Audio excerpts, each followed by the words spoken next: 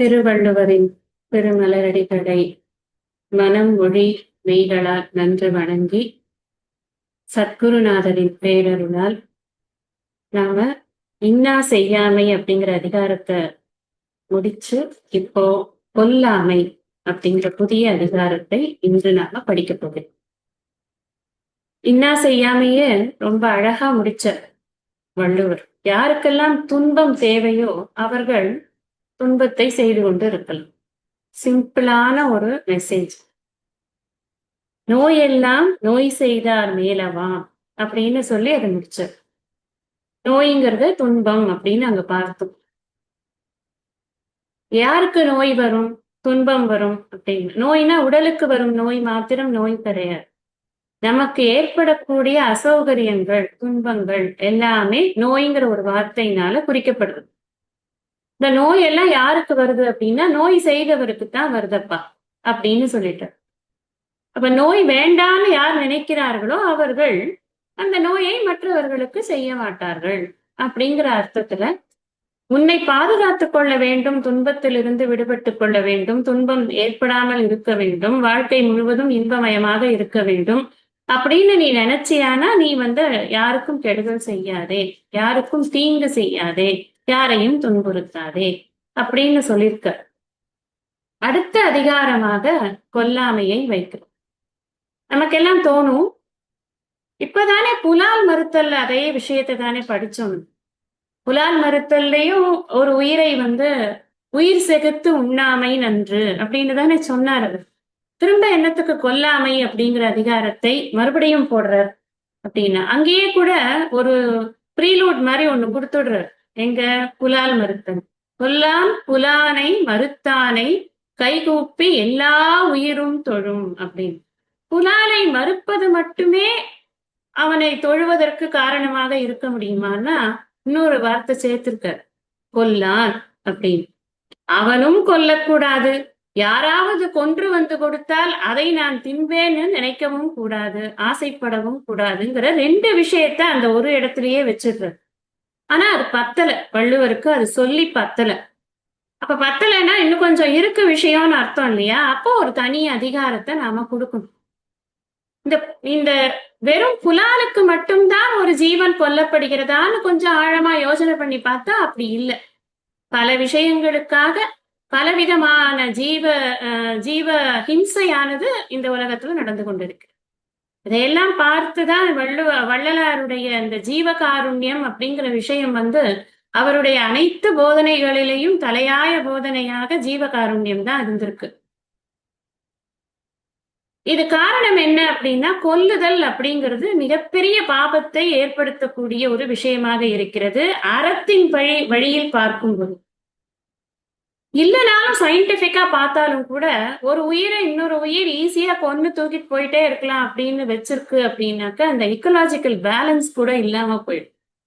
அதனாலையும் இந்த கொல்லுதல் அப்படிங்கிறது இந்த சமூகத்திற்கு நல்லது அல்ல, எனக்கு இஷ்டம் நான் பண்றேன் அப்படின்னு பண்ணக்கூடிய விஷயம் அல்ல கொல்லுதல் அப்படிங்கிறது.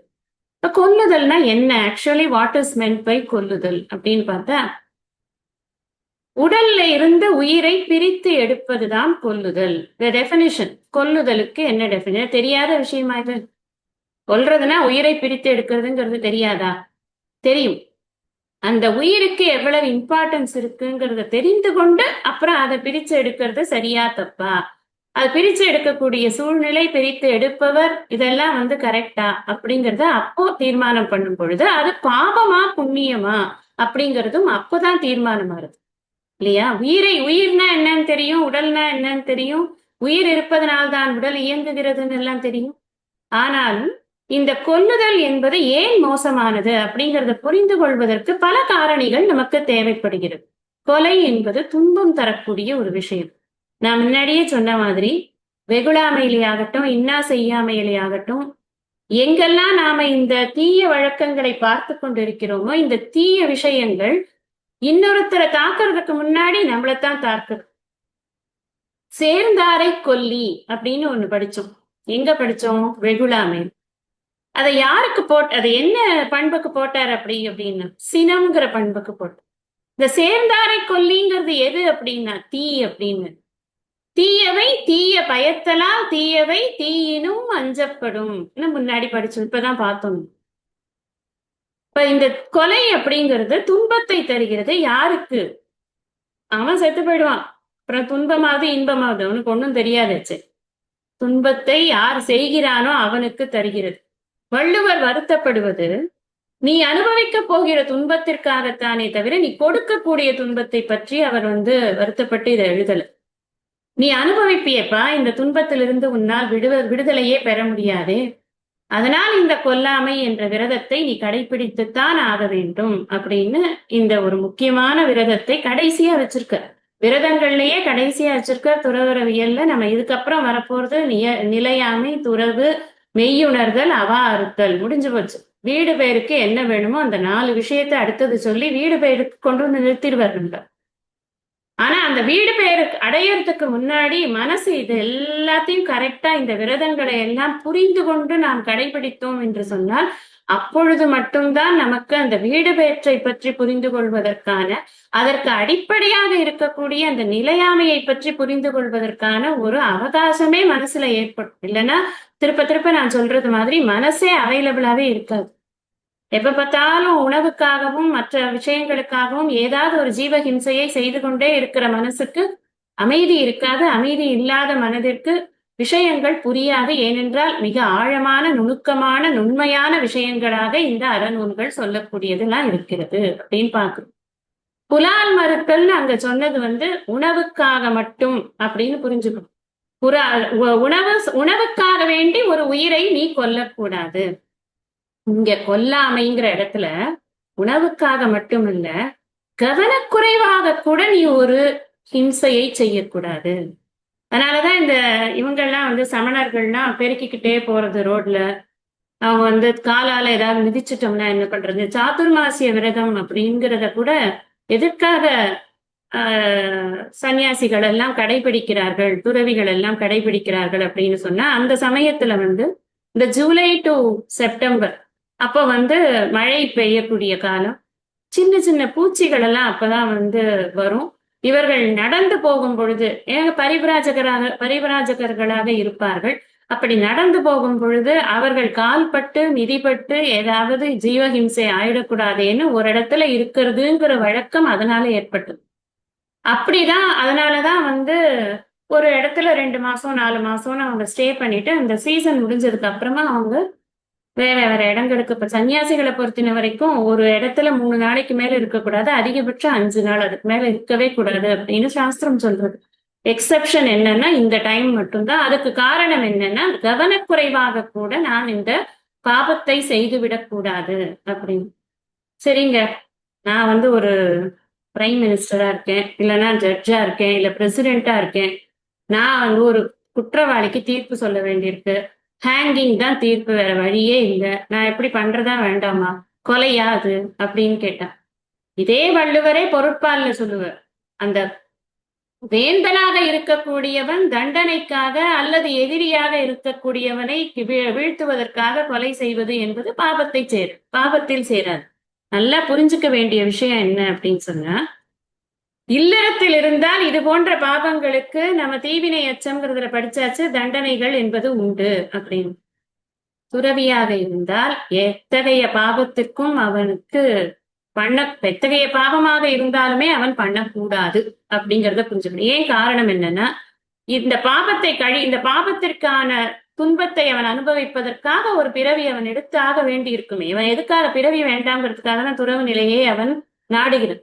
அதனால அவனுடைய இது போயிடும், பர்பஸ் ஆஃப் லைஃப் போயிடும். திருப்பி திருப்பி இது எல்லாமே comes under purpose of life, time management. இது ரெண்டுத்துலதான் நிற்கும் நமக்கு. அதிகாரத்துக்குன்னு ஒரு பாயிரம் எப்பவும் எழுதுறார் யாரு? பரிமேலழகர். அதுல அவர் இந்த கொல்லாமை அப்படிங்கிற அதிகாரத்துக்கான பாயிரம் எழுதும் பொழுது, 5 அறிவு முதல் 1 அறிவு வரை சோர்ந்தும் பிற உயிரை கொல்லாமல் இருத்தல் தான் கொல்லாமை அப்படின்னு ஒரு டெபினிஷன் கொடுக்கிறார். நம்ம பாக்குறோம் 6 அறிவுன்னு சொல்லவே இல்லையே அப்படின்னு. 6 அறிவு யாரு அப்படின்னா மனிதர்கள். இந்த அறிவு அப்படிங்கிறதும் இந்த அறிவு உயிர்கள், ஓரறிவு உயிர், 7 அறிவு உயிர் அப்படின்னா என்ன அப்படிங்கிறத நாம கொஞ்சம் தெரிஞ்சுக்கணும். முதல்ல உயிருள்ள பொருளுக்கு என்ன டெபினிஷன் சாஸ்திரத்துல கொடுத்திருக்கு அப்படிங்கறதையும் பார்க்கணும். இந்த உயிருள்ள ஒரு ஒரு பொருளுக்கு உயிர் இருக்கிறதுன்னா அதுக்கு என்னென்னலாம் கூறுகள் இருக்கணும் அப்படின்னு ஆகமங்கள் விதிக்கிறது அப்படின்னு சொன்னா, முதல்ல அந்த பொருளுக்கு அறிவு இருக்கணும், அப்புறம் செயல்பாடு இருக்கணும், அப்புறம் இச்சை இருக்கு. இதைத்தான் இச்சா சக்தி, கிரியாசக்தி, ஞான சக்தி அப்படின்னு நாம சொல்றோம். இந்த 3 சக்திகளும் ஒருமித்து இருப்பதற்கு பெயர்தான் உயிருள்ள பெயர் பொருள். ஒரு உதாரணம் சொன்னா உங்களுக்கு புரியும் அதை பத்தி. ஒரு கடிகாரம் இருக்குன்னு வச்சுக்கோங்க. இந்த கடிகாரத்தினுடைய பயன்பாடு என்ன? மணியை காட்டுவது. இப்ப மணியை காட்டுவதற்காக அங்க ஒரு செயல்பாடு ஆனது இருக்கிறது. ஆனா அதே கடிகாரம், இந்த கிளாஸ் ரொம்ப போர் அடிக்குது, பேசாம டயத்தை சல்லுன்னு மாத்தி அப்படி வச்சிருவோமா அப்படின்னு அதுவா வந்து 6:30 கொண்டு போயிருமான்னா போகாது. தேங்க் காட் அது போகாது. போர் அடிக்குதோ இன்ட்ரெஸ்டிங்கா இருக்கோ அது போற டயத்துலதான் அது போகும் இல்லையா? இச்சை என்பது அதற்கு கிடையாது. செயல் உண்டு, ஆனா இச்சை கிடையாது. அதனால அதை உயிருள்ள பொருள்னு சொல்ல முடியுமானா சொல்ல முடியாது. நீங்க இந்த எந்திரம்னு ஒரு படம், எந்திரனா ஏதோ ஒரு படம் வந்ததுன்னு, அது எந்திரமாக இருக்கும் வரைக்கும் எந்த பிரச்சனையுமே இல்லை. எப்பொழுது அதற்குள் ஒரு உணர்ச்சியை, ஒரு இச்சை சார்ந்த ஒரு உணர்ச்சி தூண்டப்பட்டதோ அல்லது அதற்கான வேலைகள் நடத்தப்பட்டதோ, அதற்கு பிறகு அதுல கிருஷ்ணர் சொன்ன மாதிரி காமயேஷ குரோதயேஷ ரஜோகுண சமுத்பவ, எங்க ஒரு ஒரு எந்திரத்தில் கூட அது நடக்கிறது அப்படிங்கறத அந்த இதுல பார்த்தோம். பார்த்திருக்கோம், எல்லாருமே பார்த்திருப்பீங்கன்னு நினைக்கிறேன். எதுக்கு சொல்ல வரேன் அப்படின்னா, இத உயிருள்ள பொருள் அப்படிங்கிற டெபினிஷன் அதுக்கு பொருந்தாது. ஏன்னா இச்சை என்பது இல்லை, அறிவு என்பதும் இல்லை, சுயமா அதுவே சிந்தித்து செயல்படக்கூடிய அறிவு என்பது இல்லை. ஆக உயிருள்ள பொருள்னு சொல்லணும்னா அதுக்கு இந்த 3 இருக்கணும். இப்ப உயிருள்ள பொருளுக்கு 6 வகையாக இந்த அறிவுகள் இருக்கிறது. ஒண்ணு, இந்த 5 அறிவு கருவிகள். எது 5 அறிவு கருவிகள்? மெய், வாய், கண், மூக்கு, செவி. தெரியும் எல்லாருக்குமே. இதெல்லாம் இந்த 5 ஞானேந்திரியங்கள் 5 பிளஸ் மனம் இருக்கணும்.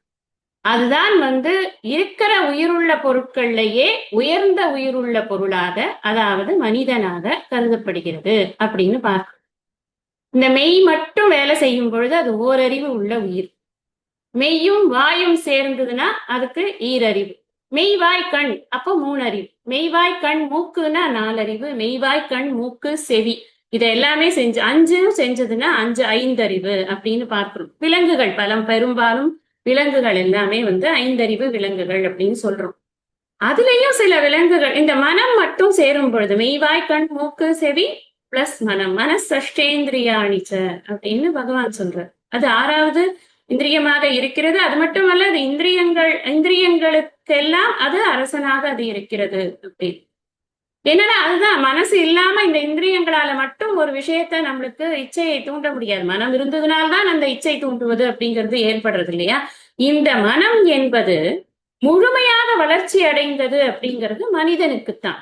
ஓரளவு வளர்ச்சியா உடைய மனம் இருக்கு இல்லையா? கொஞ்சம் வளர்ச்சி அடைந்த மனம் இருக்கக்கூடிய மிருகங்களை டேம் பண்ண முடியும். நம்ம வீட்டுல ஹார்ஸ், அப்புறம் வந்து கேட்டு, இது டாக் இதெல்லாம் வளர்க்குறோம்னா நம்ம சொன்னா அதுக்கு புரியுறது. எஜமானன் இல்லைன்னா அது கத்துறது, எஜமானன் இறந்து போனால் அது அழுகிறது. இதெல்லாம் எதனாலன்னா மனசு வந்து முழுசா வளர்ச்சி அடையல. ஒரு சில உணர்ச்சிகளா அதனால வந்து வாங்கிக்க முடியறது, வெளிப்படுத்த முடியறது, அவ்வளவுதான். அது மாதிரிதான் இந்த குருவாயூர் கேசவன் அந்த மாதிரியான ஒரு யானைகளுக்கெல்லாம் நம்ம பார்த்தோம்னா மனம் வந்து முழுமையான வளர்ச்சி இல்லை, மனிதனை போல முழுமையான வளர்ச்சி அல்ல. அதனால இந்த மனிதன் அப்படிங்கிறவன் மட்டும்தான் முழுமையான வளர்ச்சி அடைந்தவன். எதுக்கு இந்த பிலாக்கணம் அப்படின்னாக்க, இவ்வளவு ஒரு பெருமை இருக்கக்கூடிய இந்த மனிதன் இந்த உயிருள்ளவற்று எல்லாவற்றிலும் அவன்தான் தலைவனாக இருக்கிறான். ஏன் என்று சொன்னால் அவனுக்குத்தான் இவ்வளவு சக்தி கொடுக்கப்பட்டிருக்கு, அதிகமான வலிமை கொடுக்கப்பட்டு. இந்த மனதனுடைய வளர்ச்சியினால் அவன் மிக வேகமாக சிந்திக்க முடிகிறது, செயல்படுத்த முடிகிறது.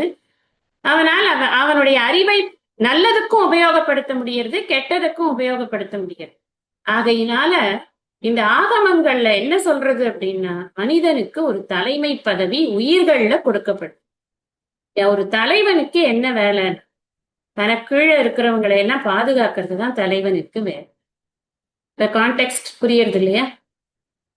என்னைக்கு கீழே இருக்கக்கூடிய பிரம்ம கீட்ட ஜனனி அப்படின்னு அம்பாளை வந்து லலிதா சஹஸ்ரநாமத்துல சொல். பிரம்மன பிரம்மாஜி, தேவர்களிலேயே உயர்ந்த தேவர். கீட்டன புழு. பிரம்ம கீட்ட ஜனனி, எல்லாவற்றிற்கும் ஜனனியாக இருக்கக்கூடியவள், தாயாக இருக்கக்கூடியவள், எல்லாவற்றிலும் இருக்கக்கூடியவள் அப்படின்னு அம்பாளை பாக்குறோம். அப்படி எல்லா உயிர்களுக்கும், தனக்கு கீழே இருக்கக்கூடிய எல்லா உயிர்களுக்கும் இந்த தலைவனாக இருக்கக்கூடிய மனிதன் கொல்லாமை என்ற விரதத்தை பூண்டு அவற்றை பாதுகாக்கத்தான் வேண்டும் அப்படிங்கிறது சாஸ்திரம்.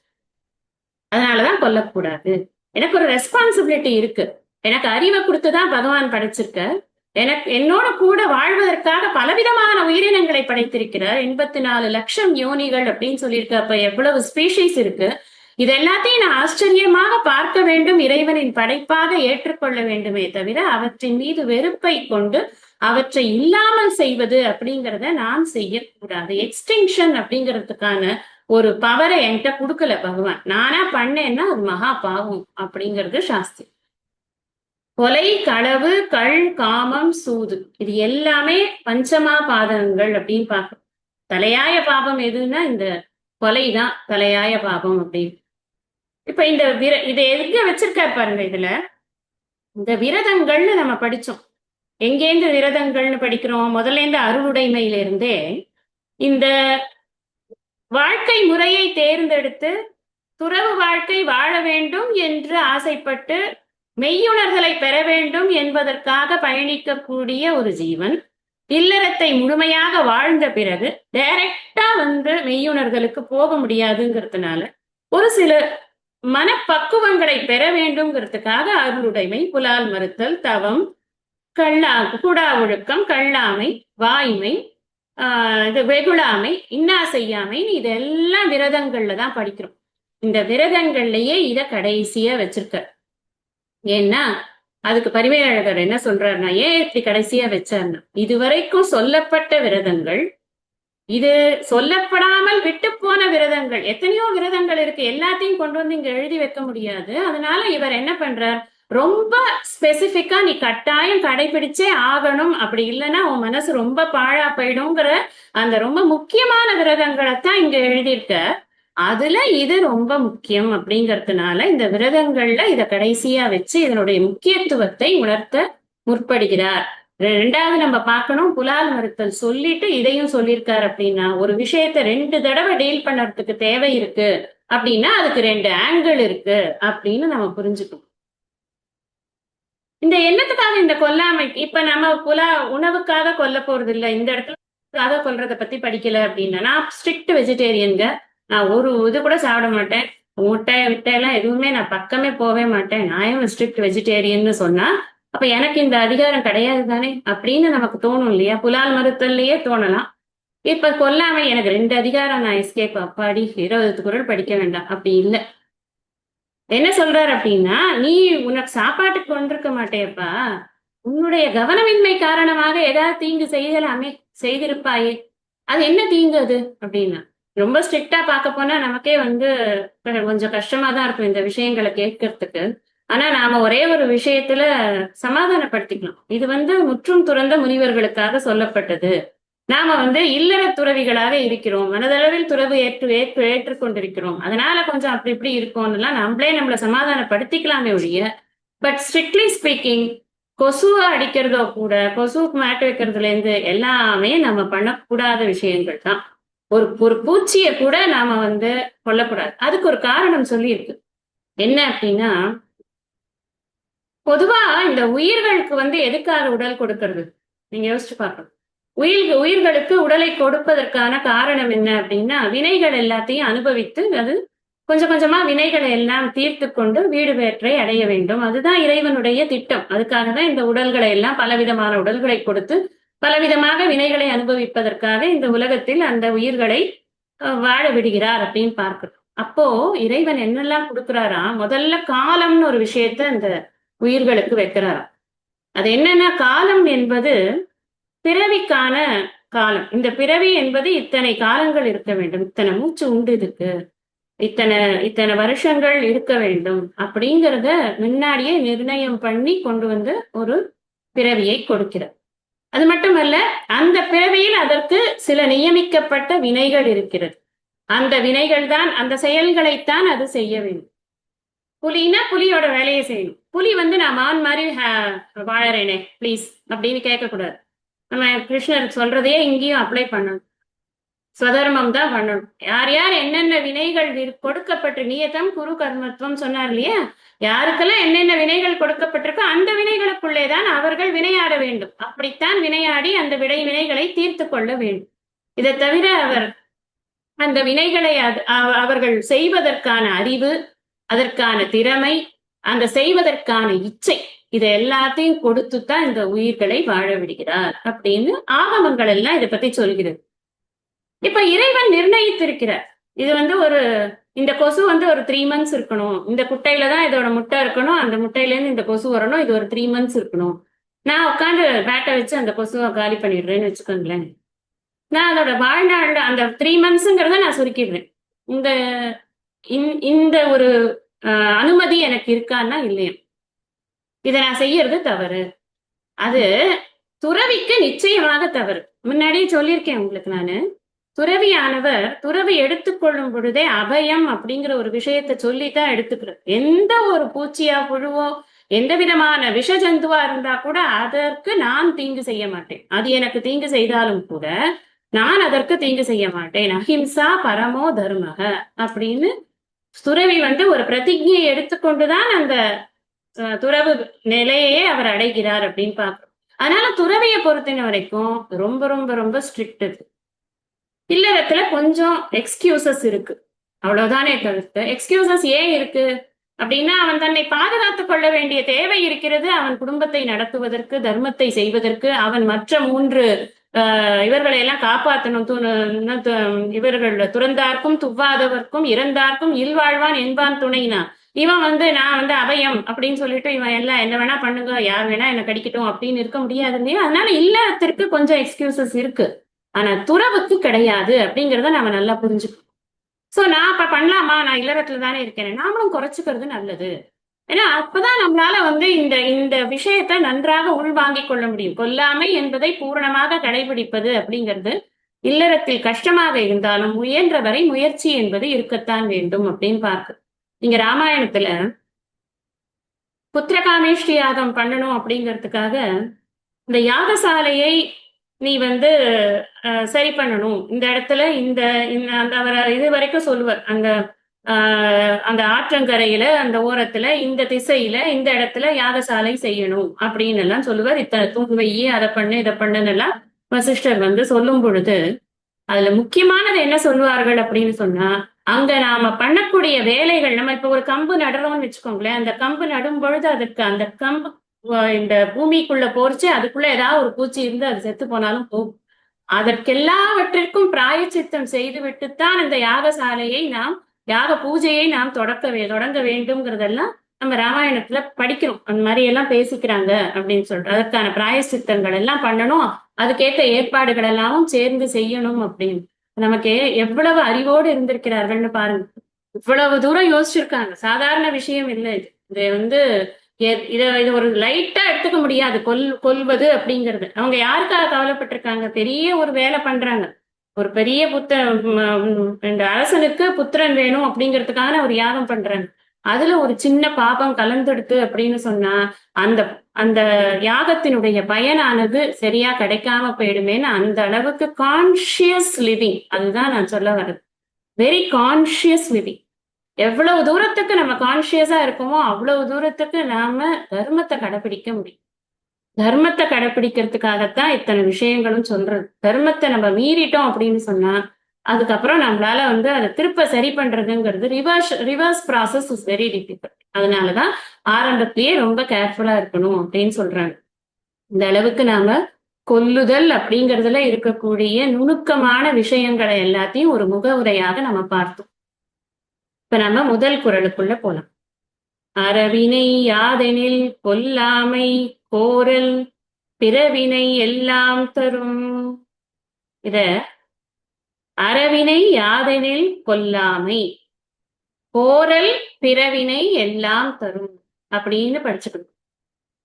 அறவினை இந்த அறவினை அப்படின்னு சொன்னா என்ன அர்த்தம்? அறவினை அப்படின்னா அறம்னா என்னங்கிறதுக்கு பலவிதமான டெபினிஷன்ஸ் நாம பார்த்திருக்கோம் ஏற்கனவே. நம்மளோட டியூட்டிஸை பண்றது, அப்புறம் வந்து நம்ம ஆட்டிடியூட்ஸை ப்ராப்பரா வச்சுக்கிறது, இந்த சமுதாயத்துக்கு சேவை செய்ய வேண்டிய கடமைகளை எல்லாம் கரெக்டா பண்றது, ரிச்சுவல்ஸ் எல்லாம் கரெக்டா பண்றது, அப்பப்போ வரக்கூடிய நம்மளுடைய நித்திய நைமித்திக கர்மங்களை எல்லாம் கரெக்டா பண்றது, இப்படி பல விதமான விஷயங்களை இந்த அறம் என்ற பிராக்கெட்குள்ள நம்ம நிறைய பார்த்திருக்கோம். அதுல ஒரு முக்கியமானது என்ன அப்படின்னு சொன்னா, எந்தெந்த கர்மங்கள் எல்லாம் விலக்க வேண்டியதோ அதை விலக்கி எதெல்லாம் செய்ய வேண்டியதோ அதை செய்வது அப்படிங்கிறது அறம் அப்படின்னு ஒரு ஒன் ஆஃப் த டெபினிஷனா பார்க்கிறோம். விதி நிஷேதங்கள் அப்படின்னு சொல்றது சாஸ்திரத்துல. விதி நிஷேதங்கள், நிஷேதம்னா விளக்குறது, விதினா பண்றது. இதைத்தான் நான் போன இன்னா செய்யாம முகவுரையிலயோ இல்ல நடுவுலையோ கூட சொல்லியிருக்கேன், யமம் நியமங்கள் அப்படின்னு. நான் எத்தனை தடவை நம்ம படிச்சாலும் இதெல்லாம் மனசுக்குள்ள உட்காந்துக்கிறதுக்கு கொஞ்சம் டைம் ஆகும். அதனாலதான் ஒரு தடவை சொல்லும் போதும் அதை ஃபுல்லா சொல்லிட்டு நான் வந்து ப்ரொசீட் பண்றேன். சம்டைம்ஸ் சில பேருக்கு என்ன இவ்வளோ ரிப்படேஷனா அப்படின்னு தோணும். பட் இவ்வளோ ரிப்படேஷன்ல எவ்வளவு நம்மளால ரிகலெக்ட் பண்ணி சொல்ல முடியுது அப்படிங்கிறத யோசிச்சு பார்த்தோம்னா இந்த ரிப்படேஷன்ஸோட அவசியம் நமக்கே புரியுது. நான் உங்களுக்காக ரிப்பீட் பண்ணல, எனக்காக தான் ரிப்பீட். இப்ப விளக்கக்கூடியது என்ன அப்படின்னா இந்த யமம் அப்படின்னு எதெல்லாம் சொல்லியிருக்காரு? ஃபர்ஸ்ட் அஹிம்சா, சத்தியம், அஸ்தேயம், அபரிக்கிரகம், பிரம்மச்சரியம். இதெல்லாம் வந்து பதஞ்சலி யோக சூத்திரத்துல இருக்கு அப்படின்னு சொன்னேன். கொள்ள வேண்டியது என்ன அப்படின்னா நியமங்கள் என்னதெல்லாம், எதெல்லாம் நாம வந்து கடைபிடிக்கணும். இப்ப யமம்னா விளக்க வேண்டியது அதெல்லாம் நம்ம ஃபாலோ பண்ணவே கூடாது. அத அஹிம்சான்னு சொல்லிட்டு ஃபாலோ பண்ணக்கூடாதுன்னு சொல்றீங்களே அப்படின்னு நினைக்க கூடாது. அஹிம்சாவை எப்படி நம்ம சொல்றோம்னா கொல்லாமை அப்படி புரிஞ்சுக்கணும். கொல்லாமை, பொய்யாமை, பிறன் பொருள் நாடாமை, அபரிக்கிரகம் பிற பொருள் மிக படையாமை, பிரம்மச்சரியம், பிறன் கூடா ஒழுக்கம் அல்லது பிறன்மனை விரும்பாமை. இப்படிதான் அதை புரிஞ்சுக்கணும். அது டோன்ட்ஸ் அப்படின்னு வைக்கிறாங்க. கொஞ்சம் இது லைட் கன்ஃபியூஷன் இருந்தா கூட படிக்க இது புரிஞ்சிடும். நியமம் அப்படின்னு சொன்னா இதை நான் பண்ணணும், இப்படித்தான் நான் வாழணும் அப்படின்னு ஒரு விதி. அது எப்படி அப்படி அது எதுலலாம் அப்படின்னு சௌச்சம், சந்தோஷம், தவம், சுவாத்தியாயம், ஈஸ்வர பிரணிதாரம். இதெல்லாம் வந்து நான் கடைபிடிச்சே ஆகும். என்ன கஷ்டம் வந்தாலும் சரி இதை நான் இப்படித்தான் பண்ணியா, கிளீனா தான் இருக்கணும், நான் என்னோட மனசை சந்தோஷமா சமாதானமாக ஹாப்பியா எந்த விதமான ராகத்வேஷத்துக்கும் இடம் கொடுக்காம சந்தோஷமா எப்படிங்க இருக்கிறது? ஐயோ உங்களுக்கு தெரியாது, இப்பதான் ஒரு போன் வந்தது தெரியுமா, மண்டை காயுது எனக்கு. ராகத்வேஷத்துக்கு இடம் கொடுக்காம இருந்துட்டோம் அப்படின்னு சொன்னா எத்தனை போன் வந்தாலும் எத்தனை மண்டை காஞ்சாலும் அது நம்ம மண்டைக்குள்ளேயே போகாது. விருப்பு வெறுப்பு அப்படி ஓரமா வச்சிட வேண்டியது. மாத்ரா ஸ்பர்ஷாஸ்து கௌந்தேய சீதோஷ்ண சுக துக்கதா ஆகமா பாயினா நித்யோகம் தாம் ஸ்திதிக்ஷஸ்வ பாரத. திதிக்ஷா அதான் ரொம்ப முக்கியம். அது இருந்ததுனாதான் இந்த விருப்பு வெறுப்பை தள்ளி வைக்க முடியும். இருமைகளை நாம நிர்த்வந்த்வக அப்படின்னு சொன்னார்ல, அதை பண்ணறதுக்கு ஒரே வழி என்னன்னா மனசை வந்து விருப்பு வெறுப்பு இல்லாம வச்சுக்கிறது. அப்பதான் சந்தோஷமா இருக்கும். தவம், தவம் பத்தி தெரியணும். உற்றனவி நோன்றல் உயிருக்கு உருக்கண் செய்யாமைன்னு நம்ம வள்ளுவத்திலேயே படிச்சாச்சு. இந்த தவத்தை பத்தி நிறைய விஷயங்கள் தவத்துல இன்க்ளூட் ஆகும். சுவாத்தியாயம் தினமும் படிக்கணும்.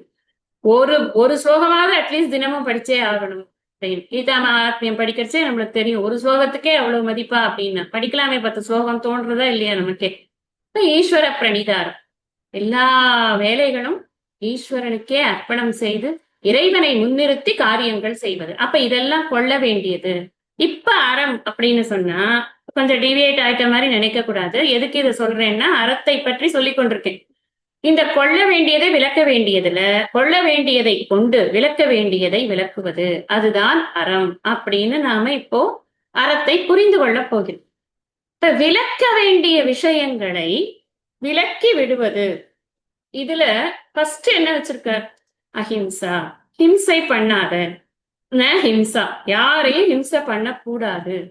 கொல்லாமை, அங்கதான் கொல்லாமை அப்படின்னு நமக்கு சில சமயம் தோன்றது இருக்கு. என்னன்னா கொல்லுதல் என்பது ஒரு செயல். இங்க என்ன சொல்ற, அந்த செயலை நான் விளக்குதல் அப்படிங்கிறது அறம்னு சொல்றேன். ஒரு அறம் அப்படின்னா ஏதாவது ஒண்ணு செஞ்சாதானே அதுல அறம் இருக்கு அப்படின்னு சொல்ல முடியும். செய்யாமையில ஏது அறம்? அதுக்குதான் பகவான் ஸ்ரீகிருஷ்ணர் சொன்னார், அப்ப யார் எது செயல் எது செயலின்மைங்கிறதுல கவயோபியத்திர மோகிதக கிம் கர்ம கிம் அகர்மேதி கவயோபியத்திர மோகிதகன்னு சொல்லிவிட்டார் அவர். அதை புரிஞ்சுக்கணும் நம்ம. எல்லாருக்குமே ஒரு கன்ஃபியூஷன் இருக்கு. செயலின்மை. இந்த இடத்துல பாருங்க, நல்லா புரியும் உங்களுக்கு. செயலின்மைதான் இங்க அறம். கொல்லுதல் பண்ணக்கூடாது, கொல்லாமைதான் அறம். அப்ப அறவினை அப்படின்னா ஒண்ணும் பண்ணாம இரு, பேசாம இம்சை பண்ணாது, அது பாட்டுக்கு இருக்கும், நீ பாட்டுக்கு நீயும் இரு அதுவும். அதுக்குன்னு இறைவன் ஏதோ ஒரு சாப்பாட்டுக்கு ஒரு இது வச்சிருப்பான். ஒரு நாயோ பூனையோ இருக்குன்னு வச்சுக்கோங்க, நமக்கு பிடிக்கிறது அதுதான் இந்த விருப்பு வெறுப்பு இல்லாத மனம் வேணுங்கிறது. நமக்கு பிடிக்கலன்னா பொழுது போகாம அதை ஒரு கல் எடுத்து டங்குன்னு அடிக்கிறது, அது பையன் கத்திட்டு அது பார்க்க பாவம் ஓடும். அது பாட்டுக்கு இருந்துட்டு போறதே, அது ஒன்னு என்ன பண்ணிட்டு ஒன்னும் பண்ணாதது. ஒன்னும் பண்ணாத சமயத்துல நாம அதை ஹிம்சை பண்ணலாமான்னா பண்ணக்கூடாது. அது ஒருவேளை ஹிம்சை பண்றதுக்கு வரதா இருந்தா நாம ஓடி போயிட வேண்டியதான். அதுக்காக அதை பத்திக்கு ஹிம்சை பண்றது அப்படிங்கிறது அறிவுள்ள 6வது அறிவு உள்ள அந்த மனிதனுக்கு அழகல்ல. அதுதான் சாஸ்திரம் சொல்லி கொண்டிருக்கக்கூடிய விஷயம். அப்போ இது என்ன பண்ணுமாம்னு, அறவினை யாதலில் கொல்லாமை. இந்த அறம்ங்கிறது என்ன தெரியுமா? இந்த ஃபர்ஸ்ட் இதை நீ பண்பை நீ கடைபிடித்தாய் அப்படின்னு சொன்னியானா மீதி எல்லாமே அதை ஃபாலோ பண்ணி உனக்கு வந்துடும். அதனால நீ முதல்ல கொல்லாமை என்ற அறத்தை கடைபிடி, அதுதான் அறம். சரி, கோரல் என்பது என்ன? இப்போ கோரல்னா கொல்லுதல் அப்படின்னு அர்த்தம். புது வார்த்தையா இருக்கும், இருந்தாலும் அதோட அர்த்தத்தை புரிஞ்சு கொண்டோம் அப்படின்னா ஈஸியா நமக்கு வழக்கத்துக்கு வந்து. கோரல் என்பது என்ன அப்படின்னா கொல்லுதல் அப்படின்னு. இந்த கொல்லுதல்ங்கிறது என்ன தருது அப்படின்னா பிறவினை எல்லாம் தரும் அப்படிங்கிற. பிறவினைனா என்ன அப்படின்னு, வேற வேற வினைகள் அப்படின்னு அர்த்தம் இல்ல. பிறவினைனா இந்த அறவினையை நீ கொல்லாமை அப்படிங்கிறத மாற்றி நீ கொல்லுவேன்னு ஆரம்பிச்சியான்னா அதனுடைய பயன்தான் பிற வினைகள் எல்லாமே. நான் கொல்லக்கூடாது, யாரையும் ஹிம்சை பண்ணக்கூடாது, நான் ஹிம்சை பண்ணதான் பண்ணுவேன்.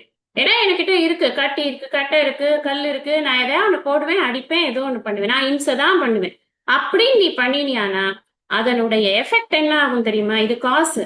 அதனுடைய எஃபெக்ட் என்ன ஆகும்னா அனைத்து விதமான துன்பங்களுக்கு காரணமான எல்லா விதமான பாபங்களும் சேரும் அப்படிங்கிற. இப்ப ஜென்ரல் இதுலயே நீங்க லாஜிக்கலாவே பார்க்கலாம். யாரையாவது நம்ம ஹிம்சை பண்ணிட்டோம் அப்படின்னு சொன்னா நம்ம கை தவிர யார் மேலேயாவது எதையாவது போட்டு அவங்க உயிரே போயிடுத்துனா அதை நேர போய் போலீஸ் ஸ்டேஷன்ல நான் தாங்க கை தவறி போட்டேன் அப்படின்னு நான் சொல்ல மாட்டான். அதை மறைக்கிறதுக்கு அடுத்தடுத்த வேலைகள் தான் பண்ணுவான். அப்புறம் அதை எடுப்பான், அதை போய் எங்கேயான போய் குழி தோண்டி புதைப்பான். அப்புறம் அதை மறைச்சிட்டு எங்கேயான ஊர்ல போய் ஓடிப்பான். அதுக்கு போய் அந்த ஊர்ல ஐடென்டிட்டி எல்லாம் மாத்திட்டு போய் சொல்லுவான். இப்படி எத்தனையோ நீங்க தொடர்ந்து எல்லா சினிமாலும் அதானே காட்டுறான். அதனால நான் இதெல்லாம் உங்களுக்கு விளக்கவே வேண்டியதில்லை, உங்களுக்கே நல்லா தெரியும். நிறைய ஹோம்ஒர்க் பண்ணி நல்லா புரிஞ்சுக்கலாம். வாழ்க்கையில நடந்து கொண்டு இருக்கக்கூடிய விஷயங்கள் தான். இல்ல சாதாரணமாக ஒரு மனிதன் கொல்லுவது அப்படின்னு இல்லாம மனிதன் மிருகத்தை கொல்லுவதுன்னு வைத்துக் கொண்டால் கூட அதற்கும் கூட அவன் அதை தொடர்ந்து செய்யக்கூடிய அனைத்து காரியங்களும் அவனுக்கு பாபத்தை தான் கொண்டு தருகிறது. இதெல்லாம் தான் யோசிச்சு சொன்னார் கிருஷ்ணர். நீ சந்நியாசம் எடுத்துக்கிறேன்னு சொல்றியே, அதுக்கு முதல்ல மனப்பக்குவம் வேணும். நான் எதனா யாராவது என்ன பண்ணிட்டாங்கன்னா ரிட்டாலியேட் பண்ணாத அளவுக்கு என் மனசு தைரியமா திருடமா நிக்கிறதுக்கு முதல்ல வேணும். அது இல்ல, அதுக்கு பயிற்சி இல்லைன்னா போகாத சந்நியாசத்துக்கு. சந்நியாசஸ்து மகாபாகோ துக்கமாப்தும் அயோகத்தக. உனக்கு எப்பப்பா சந்நியாசம் நன்மையை கொடுக்கும்? உனக்கு அந்த யோக புத்தி இருந்தால்தான், கர்மயோக புத்தி இருந்தாதான் உனக்கு நன்மையை கொடுக்கும். சொன்னாரா இல்லையா? இதெல்லாம் யோசிச்சு சொல்ற சுவாமிஜி. இதை அழகா எக்ஸ்பிளைன் பண்ணுவார். அவர் எப்படி சொல்லுவார்னா, அர்ஜுனா உன்னை நான் இப்ப சன்னியாசம் எடுத்துக்க வேண்டாம் அப்படின்னு ஏன் சொல்றேன்னா, நீ என்ன பண்ணுவ, உனக்கு பழக்க தோஷம் ஜாஸ்தி, நீ சும்மாவே இருக்க மாட்ட, நீ எப்ப பாரு நீ அம்பு தீட்டின்ண்டே இருப்ப, அப்புறம் நீ குறி பார்த்துட்டே இருப்ப, நீ யாராவது ஏதாவது நீ சன்னியாசமே எடுத்துட்டா கூட யாராவது ஏதாவது சொல்லிட்டானா பட்டுன்னு நீ அன்பை போட்டு விட்டுருவ, உனக்கு பெரிய பிரச்சனை ஆயிடும். அதனால உனக்கு இதெல்லாம் சரிப்பட்டு வராது, நீ முதல்ல கர்மயோகத்துக்கு வா.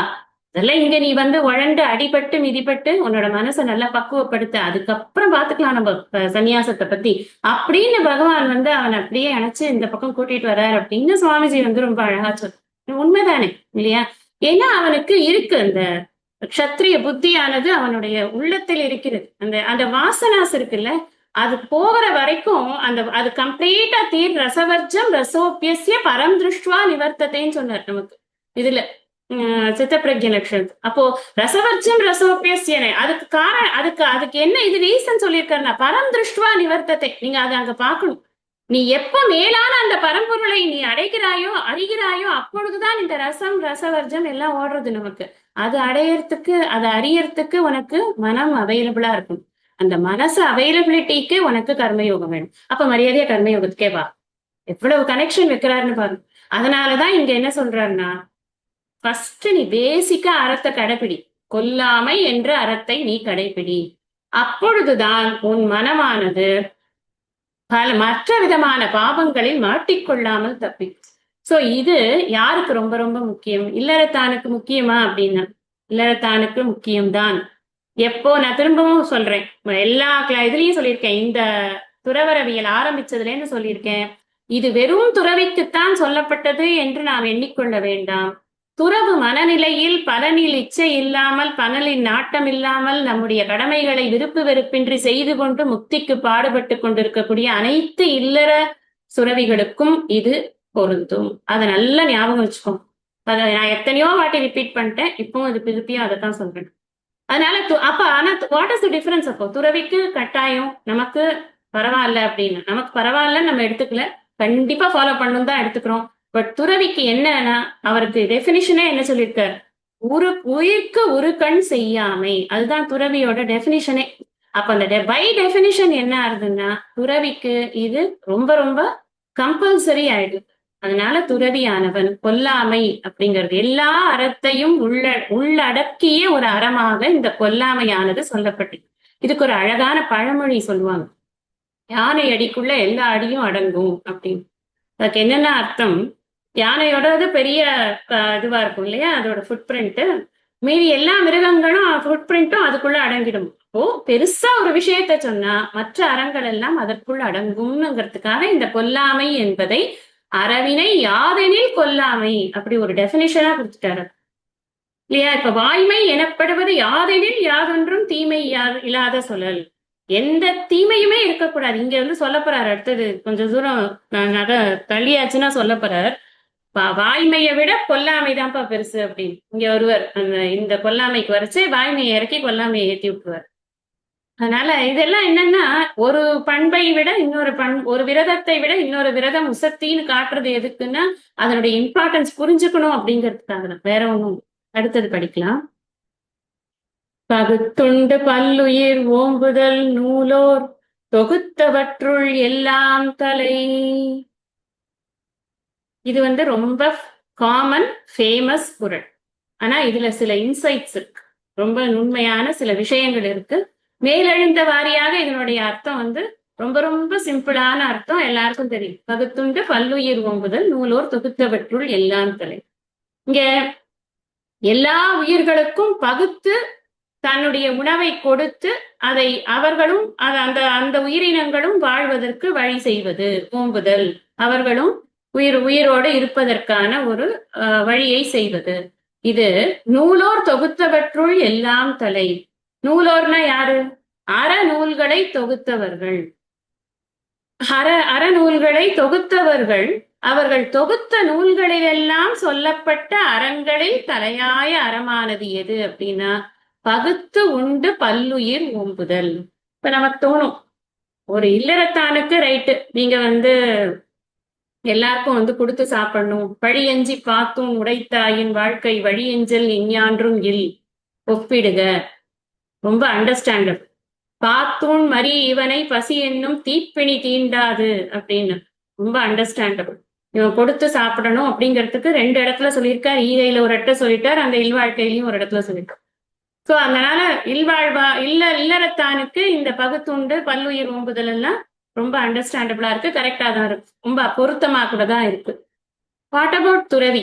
துறவிக்கு கிடைக்கிறதே பிக்ஷ, அதை பகுத்துண்டு பல்லுயிர் ஓம்புதல் அப்படின்னு சொன்னா துறவி எப்படி பகுத்துண்டுவார்னா, துறவிக்கும் இந்த மற்ற ஜீவர்களுக்கெல்லாம் போட்டு விட்டு சாப்பிடுறது அப்படிங்கிறது இட்ஸ் அ காமன் திங். இதை துறவிக்கும் பண்ணணும், இதை இல்லறத்தானும் பண்ணணும்.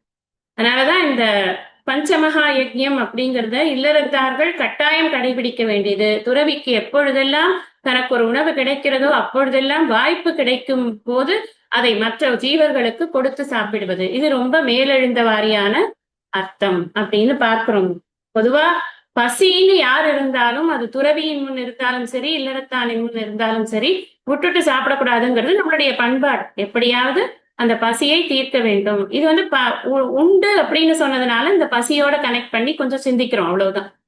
பல்லுயிர் அப்படிங்கிறது பல வகையான, அதாவது மறுபடியும் நான் முன்னாடி சொன்ன மாதிரி ஓரறிவு உயிர்ல இருந்து 6 அறிவு உயிர் வரை அனைத்து உயிர்களும் அப்படின்னு எடுத்துக்கோங்க. வள்ளலார் சொல்லியிருக்கார், பசித்திரு, தனித்திரு, விழித்திரு. அதுக்கு சொல்லுவாங்க, இந்த 3 பண்ணினாக்க பாத வி கிடைக்குமா. பசித்திருல ப, தனித்திருல த, விழித்திருல வி, பாத வி. என்ன பதவி? மேலான பதவி. வீடு பேரு தான் பதவி, வேற ஒண்ணும் இல்லை. திரும்ப வாராத ஒரு நெறி, அதுதான் அங்க கிடைக்கிறது அப்படின்னு. ஆக்சுவலா அவர் சொன்னதுக்கு அர்த்தம் வந்து பசித்திருன்னா இப்ப பாரு வயிறு காலியா இருக்கு அப்படின்னு அர்த்தம். ஆன்ம பசியோடு இரு, ஆன்மாவை பற்றி தெரிந்து கொள்வதற்கான பசியோடு இரு. அதற்காக நீ கூட்டமாக சேர்ந்து உட்கார்ந்து இது பண்ண முடியாது. அதனால தனியாக இருந்து உன்னுடைய தியானத்தையும் தவத்தையும் நீ செய்து கொண்டிரு. விழிப்புணர்வுடன் இரு, எப்பொழுது பார்த்தாலும் விழிப்புணர்வுடன் இரு. சுற்றி என்ன நடக்கிறது, என்னுள் என்ன நடக்கிறது, என்ன மாற்றங்கள் ஏற்படுகிறது, இன்னும் என்ன மாற்றங்கள் தேவை, எனக்கு என்னெல்லாம் நான் செஞ்சா நான் வந்து இந்த பதவியை அடைய முடியும் அப்படிங்கிறத நீ வந்து விழிப்புணர்வுடன் பார்த்து கொண்டிரு. அதுதான் பசி தனி விழி. ஆக்சுவலா இது அசைடா சொல்றேன் நான். அப்ப அந்த பசித்திருன்னு சொன்னதுனால அதை சொல்றேன். பகுத்து உண்பது அப்படின்னு சொன்னா சாப்பாட்டை மட்டும்தான் டிவைட் பண்ணி சாப்பிடுறதுன்னு அர்த்தம் இல்லை. எனக்கு கிடைக்கக்கூடிய அனைத்து விஷயங்களையும் நான் மற்றவர்களோடு பகிர்ந்து உண்பது. என்னுடைய உடைமைகள் அனைத்தையும் உண்பதுன்னா அனுபவிப்பதுன்னு வச்சுக்கோங்க. இந்த இடத்துல அனுபவிப்பது, நான் அனுபவிக்கிறதுக்கான அனைத்து விஷயங்கள் இருக்கு. நான் இருக்கேன் அப்படின்னா சாப்பாடு மட்டும்தானா என்னை வந்து வாழ வைக்கிறது? துணி என்னை வாழ வைக்கிறது, மூச்சு காற்று என்னை வாழ வைக்கிறது, தண்ணீர் என்னை வாழ வைக்கிறது. இந்த ஆங்கிள் இப்ப நம்ம வந்து நெக்ஸ்ட் பிளேன்ல இதை திங்க் பண்றோம். முதல்ல சாப்பாடும் திங்க் பண்ணோம். இப்ப உண்பது என்பதை அனுபவிப்பது என்ற எண்ணத்தில் நாம் பார்க்கும் பொழுது எதை அனுபவிக்கிறோமோ அவை அனைத்தையும் பகுத்து பகிர்ந்து எல்லோருடனும் சேர்ந்து அனுபவிக்க வேண்டும். இப்ப இது எங்க விரிவடைகிறது? இது தேவான் பாவயதானேன தே தேவா பாவயந்துவக பரஸ்பரம் பாவயந்தக. எங்க 3வது அத்தியாயத்துல சொல்லு, அன்னாத் பவந்து பூதானி பர்ஜன்யாத் அன்ன சம்பவக. நம்ம வந்து இந்த ஒரு காரியங்களையும் யஜ்யமாக செய்யும் பொழுது அந்த யஜ்யங்கள் வேதத்தில் சொல்லப்பட்டிருக்கும் அந்த யஜ்யங்கள் மூலமாகத்தான் நமக்கு மழை ஏற்பட்டு அதனால்தான் நமக்கு உணவு கிடைக்கிறது. இந்த உணவினால் உயிர் சுழற்சிகள் நடக்கிறது அப்படிங்கறத அங்க பகவான் சொன்னார் இல்லையா. அப்ப உயிர்கள் அனைத்தும் தழைத்து கொண்டிருக்கக்கூடிய இந்த உணவு மாத்திரம் அல்லாமல் உயிர்களுக்கு தேவையான மற்ற அனைத்தையும் எல்லோரோடும் பகிர்ந்துதான் நாம அனுபவிக்கணும் அப்படிங்கிறது புரியுது இல்லையா. அப்ப உண்டு அப்படிங்கிறதுக்கு அவ்வளவு மீனிங் டீப்பா இருக்கு. சாதாரணமா சாப்பிடுறது, நீ வந்து ஒரு பிளேட் இட்லி இருந்ததுன்னா அவருக்கு 1/2 பிளேட் இட்லி கொடுக்கணும் அப்படின்னு ரொம்ப இத சூப்பர்ஃபிஷியலா நினைக்க கூடாது. எல்லா விஷயங்களையும் அனுபவத்திற்குரிய எல்லா விஷயங்கள். அதனாலதான் இவர் வள்ளலார் சொன்ன வாடிய பயிரை கண்ட போதெல்லாம் வாடினேன் அப்படிங்கிறது. பயிர் எதனால வாடும்? பயிர் வந்து தண்ணீர் இல்லாததுனால. அதற்கு வைட்டாலிட்டி இல்லைன்னா நான் வாடினேன், அப்படி புரிஞ்சுக்கோங்க. வைட்டாலிட்டி இல்லாத ஒரு விஷயம் பயிரை கண்ட போதெல்லாம் நான் வாடினேன். அதே போலதான் ஒவ்வொரு உயிருக்கும் எது வைட்டாலிட்டியோ, எது ரொம்ப அவசியமாக அதற்கு தேவையோ அது எல்லாமே எல்லாருக்கும் கிடைக்கக்கூடியதாக இருக்க வேண்டும். அதுதான் ரொம்ப அங்க முக்கியமானது. இங்க நாம வந்து வெறும் புலால் உண்பது அல்லது ஒரு உயிரை கொல்வது அப்படிங்கறத மாத்திரம் இதை நாம வந்து சுருக்கக்கூடியது அல்ல. இது பகுத்துண்டு அப்படின்னு சொல்லும் பொழுது பல்லுயிர் ஓம்புதல்னு வேற சொல்லியிருக்காரு. பகுத்துண்டு பல்லுயிர் ஓம்புதல், எல்லா உயிர்களும் வாழ வேண்டும். இங்க பாருங்க, எக்கலாஜிக்கல் சிஸ்டம் பேலன்ஸ் பண்ணுங்கிறாரு வள்ளுவர். சாதாரண விஷயம் இல்லை இது. நீ மாத்திரம் இருந்தா பத்தாதப்பா உலகத்துல அப்படி நினைச்சு ஒரு உயிர் மட்டும்தான் டாமினண்டா இருந்ததுன்னா அந்த டாமினண்டா இருக்கிற உயிர் எக்ஸ்டிங்க்ட் ஆயிடும். நீங்க டைனோசர்ஸோட கதையை படிச்சு பாருங்க, எப்படி அதெல்லாம் வளர்ந்தது எக்ஸ்டிங்க்ட் ஆச்சு. டாமினன்ஸ் கூட கூட என்ன ஆகும்னா எக்ஸ்டிங்ஷனுக்கு சீக்கிரமா போயிடும். ஏன்னா மற்றது எல்லாமே இருந்தாதான் சப்போர்ட் சிஸ்டம் இருக்கு. அதைத்தான் இங்க சொல்ல வர்றது. பெரிய சயின்ஸ் இது. இது சாதாரண விஷயம் கிடையாது. இது நம்ம ஏதோ ஒரு யாரையும் கொல்லாத, கொன்னதெல்லாம் யாருக்கும் உனக்கு கிடைச்சதெல்லாம் யாருக்கும் கொடுக்காம சாப்பிட்றாத அப்படிங்கறது அந்த விருந்தோம்பல்ல சொன்னது மாதிரி விருந்து புறத்ததா தான் உங்கள் சாவா மருந்தெனினும் வேண்டற்பாற்றென்று அந்த இடத்துல சுருக்கிற விஷயம் இது கிடையாது. அதனால இதை இன்னும் கொஞ்சம் ஜாஸ்தியா யோசிக்கணும்.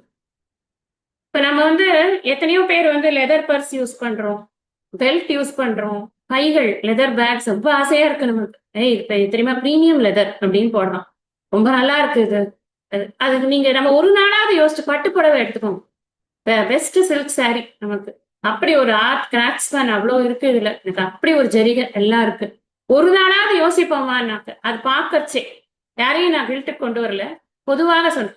ஒரு நாளாவது ஒரு லெதர் பர்ஸையோ ஒரு லெதர் ஹேண்ட்பேக்கையோ ஒரு லெதர் பெல்ட்டையோ நம்ம எடுத்து பார்க்கும்போது இது ஏதோ ஒரு மிருகத்தின் உடல் பாகம் அப்படின்னு நினைச்சிருக்கோம். நிச்சயமாக நாம நினைக்கவே மாட்டோம். ஏன்னா நமக்கு மனம் வந்து அதுல போகாது. அது நமக்கு கொடுக்கக்கூடிய ஒரு ப்ரைடு, ஒரு சந்தோஷம், ஒரு யூட்டிலிட்டி வேல்யூ அதுல மட்டும்தான் போகும். இங்கதான் நம்மளோட அவேர்னஸ் நமக்கு தேவையா, இந்த விழிப்பா இருக்கிறதுங்கிறது இந்த இடத்துலதான். நான் பல்லுயிர் ஓம்புறேனா, நான் எனக்காக எத்தனை யானைகள் செத்தது, எனக்காக எத்தனை முதலைகள் செத்தது, எனக்காக எத்தனை பட்டுப்பூச்சிகள் செத்தது, நான் கவலையாப்படுறேன் இல்லையே. ஒரே ஒரு புடவைக்கு எத்தனை பட்டுப்பூச்சி வேணும் கணக்கெல்லாம் நீங்க இன்டர்நெட்ல பாத்துட்டீங்க. Everything is available. நான் அதை சொல்லிட்டு இருக்கவே வேண்டியது. we need not speak on statistics. ஆனா அத்தனை விஷயங்கள் நமக்கு எத்தனையோ ஒரு உயிர்களின் தியாகத்தில் நான் என்னுடைய சந்தோஷத்தை அனுபவிக்கிறேன். ரொம்ப அவசியமாது கிடைக்காது. இது இல்லைன்னா நான் இருக்கவே மாட்டேனா, நான் வாழவே முடியாதா? இல்லையே. இப்ப வீகன் மூவ்மெண்ட் எல்லாம் எதுக்காக வந்தது அப்படின்னா, இந்த உயிர் கொலைகள், உயிர்களினுடைய இம்சைகளை தடுப்பதற்காகத்தான். அது கொஞ்சம் எக்ஸ்ட்ரீமாவும் போயிட்டு இருக்கு, அது வேற விஷயம். அதுக்குள்ள போகல ரொம்ப. இப்ப வீகன் மூவ்மெண்ட்ங்கிறது என்ன அப்படின்னா, டைரி ப்ராடக்ட்ஸே யூஸ் பண்ண மாட்டோம். அவங்க என்ன சொல்றாங்கன்னா, மாட்டிலிருந்து வந்ததுதான் பால், அந்த மாட்டின் சதை ரத்தம் அதெல்லாம் சேர்ந்ததுதான் அந்த பால், அதனால அதை நாங்க யூஸ் பண்ண மாட்டோம். It is not considered as vegetarian அப்படிங்கிறாங்க. அதனால எதுக்கு சொல்ல வரேன் அப்படின்னா, நிறைய நிறைய தியரிஸ் இருக்கு. 28 வகையான வெஜிடேரியன் ஃபுட்ஸ் இருக்கு அப்படிங்கிறாங்க. ஒவ்வொரு ஊர்ல ஒரு ஒரு விஷயம் வெஜிடேரியன், ஒவ்வொரு விஷயம் நான் வெஜிடேரியன் அப்படிங்கிறாங்க. நம்ம ஃபுட்டு மட்டும் எடுக்கல. நான் சொல்ற விஷயம் வந்து ஃபுட்டுக்கு மாத்திரம் நான் சொல்லல. ஒவ்வொரு பொருளும், நாம் அனுபவிக்கக்கூடிய ஒவ்வொரு பொருளிலும் இன்னொரு உயிரின் தியாகம் இருக்கிறது என்றால், இன்னொரு உயிர் இறந்துதான் நான் அதை அனுபவிக்க வேண்டும் என்றால், அது எதற்காக எனக்கு அப்படிங்கிற எண்ணம் அட்லீஸ்ட் துறவிக்காக வர வேணாமா? அதைத்தான் இவர் சொல்றார். நீ துறவை ஏற்றுக்கொண்டு விட்டாய் அல்லவா, உனக்கு தேவையில்லை. அதனாலதான் காஞ்சி பரமாச்சாரியார் ரொம்ப வெஹமெண்டா அப்போஸ் பண்ணினார் பட்டுப்புடவை கட்டுறது. வேண்டாம் பட்டுப்புடவை யாரும் கட்டிக்காதீங்க, நீங்க கட்டணும்னு ஆசைப்படுறதுனால. அதுதான் அஹிம்சா பட்டுன்னு ஒண்ணு வந்தது. அந்த பட்டுப்பூச்சியே தானாவே இறந்ததுக்கு அப்புறமா தான் அந்த இது வந்து எடுக்கப்படும் அப்படின்னு ஏதோ சொல்றாங்க. அதுவே கூட்டை விட்டு பறந்து போனதுக்கு பிறகு கிடைக்கக்கூடிய அந்த அந்த குக்கூன்ல இருந்து அதை பண்றாங்க அப்படின்னு சொல்றாங்க. அதை பத்தி நான் வாங்கினதும் இல்ல, வாங்கி பார்த்தாதான் அது தெரியும், அது என்னன்னு எனக்கு தெரியாது. ஆனா சொல்றேன் நான், அதனால வந்ததுதான் அந்த அஹிம்சா பட்டுங்கிற கான்செப்டே, அதனால வந்ததுதான் அப்படின்னு. அதனால இந்த உணவு அப்படி நீங்க உண்டுன்னு சொன்னதுனால உணவுன்னு மட்டும் உன்னை சுருக்கிக்க வேண்டாம், எல்லாவற்றுக்கும் விரித்து சிந்தனை செய்ய வேண்டும். நாம் உயிர் வாழ்வதற்காக மற்ற உயிரினங்கள் இம்சைப்பட்டுத்தான் எனக்கு அந்த சந்தோஷம் கிடைக்க வேண்டும் என்றால் நிச்சயமாக அது துறவிக்கு ஏற்புடையது அல்ல. துறவிக்கு ஏற்புடையது அல்லன்னு சொல்லும் பொழுதே, துறவு மனப்பான்மையில் வாழ விரும்பக்கூடிய இல்லற வாசிகளும் அதை கடைபிடிப்பது அப்படிங்கிறது நமக்கு ரொம்ப ரொம்ப நல்லது ஆக்சுவலி. அப்பதான் நம்ம மனசுல வந்து அந்த இந்த விரதம் வந்து முழுமையாக கடைபிடித்த ஒரு திருப்தி நமக்கு இருக்கும். நம்ம இந்த உயிர்களை கொல்வது அப்படிங்கிற, நம்மளை காப்பாற்றிக் கொள்வதற்காக உயிர்களை கொல்வது ஒரு புறம், நாம் சந்தோஷமாக வாழ்வதற்காக மற்ற உயிர்களை கொல்வது அப்படிங்கிறது இன்னொரு தப்பு. அதைத்தான் இங்க அவர் சொல்றார். பகுத்துண்டு பல்லுயிர் ஓம்புதல், மற்ற உயிர்கள் அனைத்தும் நன்றாக இருக்க வேண்டும் அப்படிங்கிறதுக்கு நான் கொஞ்சம் விட்டு கொடுக்கும் கூடதான்.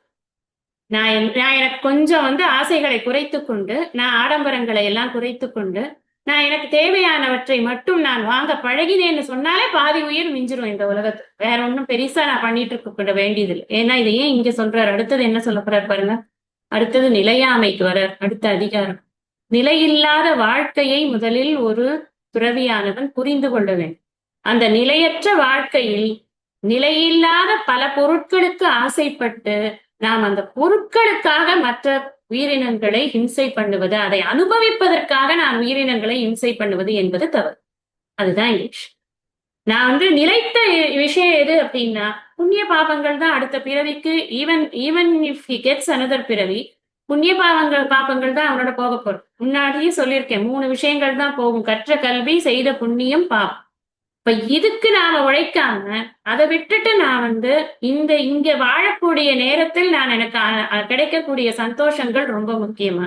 இதை நீங்க என்ன ஆங்கிள் பார்க்கணும்னா, இட்ஸ் அ பேலன்சிங். நேச்சரை பேலன்ஸ் பண்றதுக்கான ஒரு பங்களிப்பு என்னுடையது எவ்வளவு இருக்கிறது அப்படிங்கிற செல்ஃப் அனாலிசிஸ் ஒரு துறவிக்கு கட்டாயமாக வேண்டும்.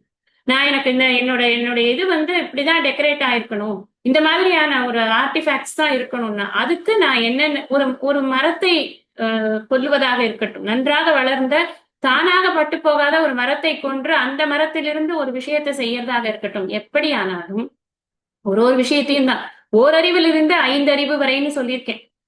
ஒரு ஒரு அறிவும் ஒரு அறிவுள்ள ஒரு பொருளும் என்னென்ன கான்ட்ரிபியூட் பண்றது இந்த இக்கோசிஸ்டம்க்குன்னு யோசிங்க. அந்த கான்ட்ரிபியூஷனை நான் வந்து டெர்மினேட் பண்றதுக்கு எனக்கு ரைட்ஸ் இருக்கா? நான் பாதியில நிறுத்துறதுக்கு எனக்கு ரைட்ஸ் இருக்கா? அதோட வாழ்க்கையை அது முழுமையாக வாழ்ந்து அது மடிந்து அது தன்னுடைய கொடுக்கப்பட்டதுதான் முன்னாடியே சொன்னேன், வினையாடுவதற்குத்தான் அது வருகிறது. அந்த வினைக்கான காலத்தை அது முடிக்க வேண்டும். நான் அந்த காலத்திற்கு நடுவுல நிக்க கூடாது அப்படின்னு. இங்க ஒரு இன்ட்ரெஸ்டிங்கான ஒரு விஷயம் இருக்கு. அது என்னன்னா, இந்த பகுத்துண்பது பல்லுயிர் ஓம்புவது அப்படிங்கிறத பத்தி குன்றக்குடி அடிகளார் ஒரு அழகான ஒரு பார்வையை வைத்திருக்கிறார். இதுக்கான ஒரு விளக்கத்துல ஒரு அழகான பார்வையை வைத்து அவர் எப்படி இதை சொல்றார் அப்படின்னா, எனக்கு வந்து கொஞ்சம் ஃபுட்டு கிடைக்கிறது, ஏதோ ஒரு ஃபுட் கிடைக்கிறது, எனக்கு வேணுங்கிறத நான் எடுத்துக்கிறேன். எனக்கு நாளைக்கு என்ன வேணுமோ அதையும் நான் வந்து எடுத்து வச்சுக்கிறேன். நான் இது வந்து சிம்பிளா சொல்றேன்.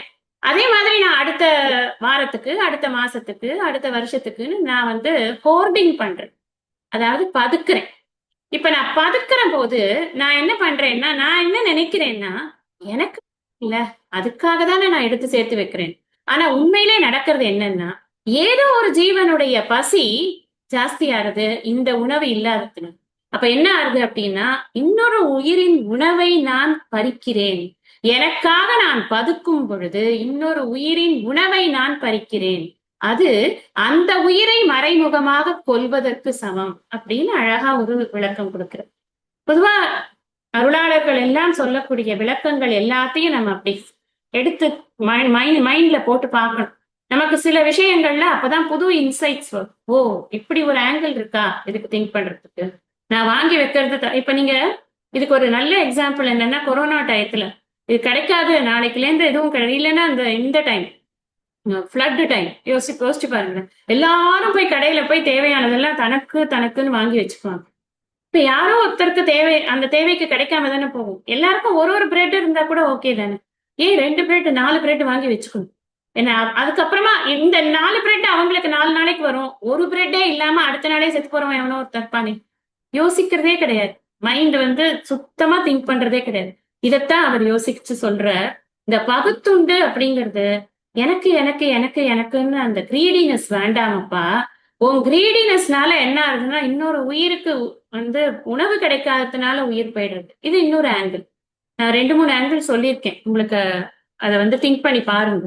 இது அத்தனை ஆங்கிள் பார்க்க வேண்டியது. இந்த பல்லுயிர் ஓம்புதல் அப்படிங்கிறதுக்காக இதையும் சொல்றாரு. எத்தனையோ உயிர்கள் இந்த உணவுக்காக ஏங்கிக் கொண்டு இருக்கிறதே. ஒரு எறும்பே எடுத்துக்கோங்க. ஒரு எறும்பு நீங்க என்னைக்காவது ஒரு அரிசி வேணுங்கிற இடத்துல 4 அரிசி எடுத்துன்னு போகுமா? ஒரு நாளும் போகாது. எவ்வளவு தேவையோ அது மாத்திரம்தான். நான் இதுல ஒரு ஆர்டிக்கிள் படிச்சேன். ஒரு புலி கூட, கொடிய மிருகம்னு சொல்றோம் புலிய, ஆனா புலி கூட பசிக்கு தேவைக்கு தான் அது வேட்டையாடும். சும்மா பொழுது போகல அப்படின்னு நான் நாளைக்கு கொஞ்சம் ஸ்டோர் பண்ணி வச்சுக்கிறேன், என்னோட கேவ்ல கொண்டு போய் வச்சுக்கிறேன்லாம் வேட்டையாட தெரியாது. அது கொடுக்கல அந்த அளவுக்கு, அதுக்கு அறிவு நல்ல வேலை கொடுக்கல. இன்னொன்னு பார்த்தா இன்னொரு ஒரு ஆர்டிக்கிள்ல படிச்சு பயங்கர ஆக்ரோஷமா ஒரு புலி வந்து ஒரு மான் கூட்டத்தை வந்து வேட்டையாட வந்துதான் ஒரு கர்ப்பிணி மான அது வந்து ஒண்ணுமே பண்ணலையாம், பேசாம போயிட்டுதான். ஏன்னா அதுக்கு கூட தெரியறது இன்னொரு உயிர் அங்க இருக்கு, அந்த உயிருக்கு நம்ம ஊர் விளைவிக்க கூடாது அப்படின்னு. அது என்ன படிச்சுதா? தவம் அதிகாரமா படிச்சது? அது கிடையாது. இயற்கை அப்படித்தான் அமைக்கப்பட்டிருக்கிறது. யாரும் யாரையும் ஏய்த்து கொண்டு போக வேண்டிய அவசியம் இல்லை. எல்லாருக்கும் எல்லாம் சபிஷியண்டா இருக்கு அப்படின்னு பூமி தாய் சொல்றா. ஆனா யாரும் அதை கேட்கறது கிடையாது மனிதர்கள்ல. அதனாலதான் இந்த விஷயங்கள் சொல்லப்பட்டு, அதனாலதான் இந்த விளக்கம் எனக்கு அதனாலதான் ரொம்ப பிடிச்சிருக்கு. நம்மள இந்த ஹோர்டிங் பண்றோம் இல்லையா, அந்த ஹோர்டிங் பண்ணும்பொழுது கொஞ்சம் யோசிக்கணும். நான் எனக்கு தேவைக்கு மேல ஒண்ணு சேர்த்து வச்சிருக்கேன்னாலே I am snatching another person's opportunity. எல்லாத்துலயும் அப்படிதான். பணத்தை சேர்த்தாலும் அப்படிதான், பொருளை சேர்த்தாலும் அப்படிதான், எதை சேர்த்தாலுமே இன்னொருத்தருடைய வாய்ப்பை நான் பறிக்கிறேன். அதுதான் அங்க நம்ம பண்ணி கொண்டிருக்கோம். அதை நம்ம பண்ணவே கூடாது அப்படிங்கறத நம்ம புரிஞ்சுக்கணும். சுவாமிஜி சொல்லுவார், தனக்காக மட்டும் வாழக்கூடியவன் அப்படிங்கிறவனை மிருக மனிதன் அப்படின்னு தான் கிளாசிஃபை. எனக்கு எனக்கு எனக்கு எல்லாமே எனக்கு தான், இன்னொருத்தருக்கு என் வாழ்க்கையில இடமே இல்லை அப்படிங்கிறவன் மிருக மனிதன். இன்னொருத்தருக்கும் கொடுத்து தானும் வாழணும்னு நினைக்கக்கூடியவனை மனித மனிதன் அப்படின்னு கிளாசிஃபை பண்ணணும். இன்னொருத்தருக்காகவே தன்னுடைய வாழ்க்கையை அர்ப்பணித்து வாழக்கூடியவன் இருக்கான் இல்லையா, அவன் தான் தெய்வ மனிதன். இப்ப தவம் அப்படின்றதை ஒரு முக்கியமான வேள்வியாக எடுத்துக்கொண்டு துறவு நிலையில் இருக்கக்கூடியவன் எந்த மனிதனாக இருக்கணும்? தெய்வ மனிதனாகத்தான் தன்னை உயர்த்தி கொள்ள வேண்டும் இல்லையா? இதுல சொல்ற கீதையில, நீ யாருக்கும் கொடுக்காம சாப்பிட்டேன்னு வச்சுக்கோ, நீ பெரிய திருடன். நீ எங்க சொல்ற, யஜ்ஞ சிஷ்டாசன சந்தோ உச்சந்தே சர்வ கில்பிஷைகி குஞ்சதே தே துவகம் பாப்பா ஏ பச்சந்தி ஆத்மகாரன். ஆத்மகாரனா ஏ பச்சந்தி, யார் வந்து சாப்பிட தனக்கு மட்டுமே சாப்பிடுறாளோ அவன் என்னத்தை சாப்பிடுறான்? பாப்பத்தை திங்கிறான். அவன் ஸ்தேனைய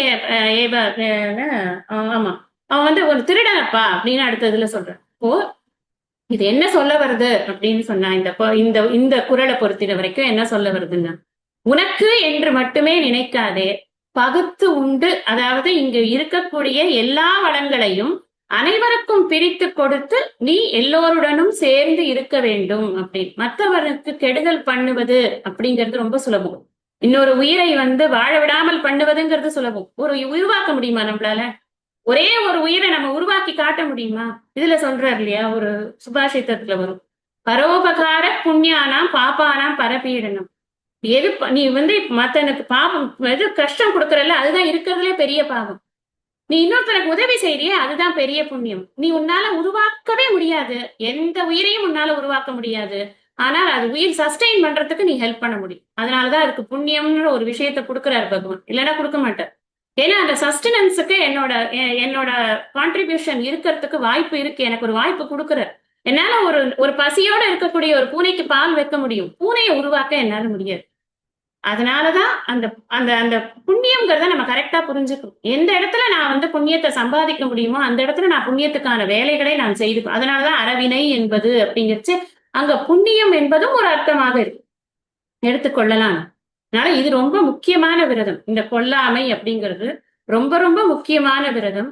இப்ப வந்திருக்கிறது இந்த ப்ளூ கிராஸ் அது இதெல்லாம் வந்து ரொம்ப லேட்டஸ்ட் கான்செப்ட்.